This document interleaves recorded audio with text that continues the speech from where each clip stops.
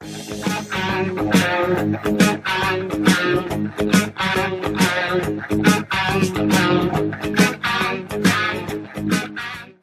evening and welcome to today's daily market update from Titan Price Analysis. This is being recorded 30 minutes before the close of the US markets on Tuesday, the 18th of September. Okay, so markets pushed up strongly today after the move back down yesterday, and we now have almost broken out in the SPX 500, S&P 500. We have actually taken out the top in the ES, which puts us in this 3 of 3 here.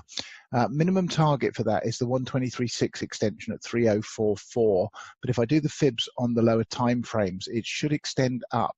I'm looking for 3108 all the way up to the 1618 potentially next in the S&P 500. So if I come down the time frames to the 4-hour chart, there's the original 1 up, 2 back. Then I have a 1, 2, 1, 2, and we do need to take this high out at 29.17, just over 29.17 in the cash market. As I say, we have done so in the ES in the futures, and then we should head on up here, as I say, to 3005 to 3044 next, then another 4545, so on and so forth. If I bring it down to the hourly time frame, so we've got this 1, 2, 1, 2, then we've got a leading diagonal up, 2 back into yesterday's low and pushing up.